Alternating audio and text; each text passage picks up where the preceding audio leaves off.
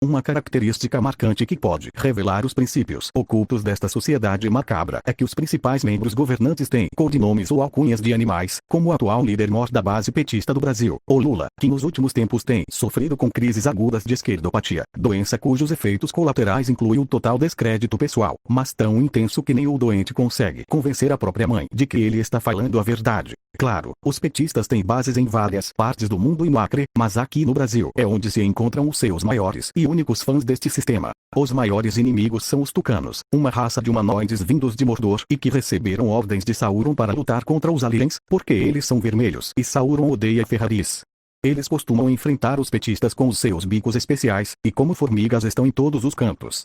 A guerra tucano-petista continua ocorrendo em todos os cantos do Brasil, menos nos Estados Unidos do Sul, onde o Império Tucano é muito forte, e em regiões isoladas do Nordeste, onde o Império Petista tem uma dominação. Situação definida com o Acordo de Paz de Picos, onde o PT cederia o Rio Grande do Sul aos tucanos e eles cederiam a Bahia ao PT. Todo petista personifica a imagem de seu líder supremo, o fidel chavista centro-esquerda direitista satanista Luiz Inácio Lula da Silva, Lulalau para os íntimos. A barba desgrenhada e a língua presa são as características mais marcantes, além do mau cheiro por não tomarem banho e comerem criancinhas no desjejum. No entanto, como qualquer legião demoníaca, a personificação do mal pode passar despercebida. O PT, o Partido das Trevas, é uma sociedade satânica oficialmente fundada em 1736 por um grupo de ex-metalúrgicos, desocupados e alcoólatras, intelectuais orgânicos, isto é produzidos sem aditivos químicos, e mais uma cambada de vagabundos oriundos de universidades paulistas, que viviam tentando promover greves na região do ABC paulista, para não trabalhar, e ritos orgiásticos em shows de pagode, com o propósito de se reproduzirem e, assim, aumentar seu exército nefasto. O objetivo inicial do PT era ser o Partido dos Trapalhões, uma vez que eles tinham inveja de Zacarias e Mussum, verdadeiros deuses da política nacional. Beto Carreiro não permitiu que o uso de trapalhões fosse usado, e eles reverteram a trabalhadores. Anos mais tarde Luiz Inácio se vingaria de todos os trapalhões, assassinando Zacarias e Mussum secretamente.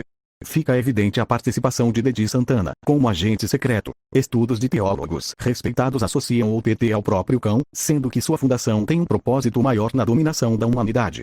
Todd McFarlane, criador de Spawn, disse em entrevista que a cria do inferno, Spawn, e seu exército foram fortemente inspirados na seita petista. Atualmente, o PT pode ser definido como o partido dos trabalhadores que não trabalham, dos estudantes que não estudam e dos intelectuais que não pensam. Apesar de parecer uma coisa controversa falar sobre princípios de um partido que não possui princípios nem valores, destacam-se atrair mais empregos e pessoas a São Paulo, deixando o resto do país para ser aproveitado e explorado por empresas estrangeiras.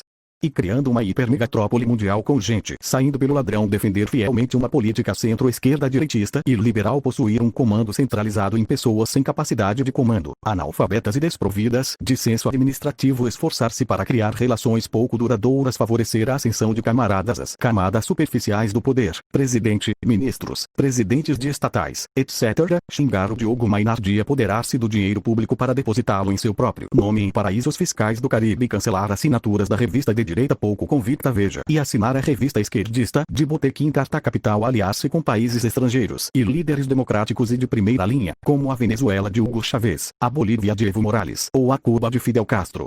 Países periféricos como os da Europa, Estados Unidos e mesmo Chile são relegados ao terceiro plano salvar Renan a qualquer custo, e depois passar a CPMF dólar. Somos totalmente contra. Mas se tiver algum aí para me dar avise antes, para eu usar uma cueca GG. Quando Deus fez o mundo, para que os homens prosperassem decidiu dar-lhes apenas duas virtudes. Assim, aos suíços os fez organizados e respeitadores da lei, aos ingleses, corajosos e estudiosos, aos japoneses, trabalhadores e disciplinados, aos italianos, alegres e românticos, aos franceses, cultos e finos, aos brasileiros, bonitos, desonestos, retardados e petistas. O anjo anotou, mas logo em seguida, cheio de humildade e de medo, indagou: Senhor, a todos os povos do mundo foram dadas duas virtudes, porém, aos brasileiros foram dadas quatro. Farás soberbos em relação aos outros povos da terra. Muito bem observado, bom anjo. Isto é verdade. E Deus falou: façamos então uma correção.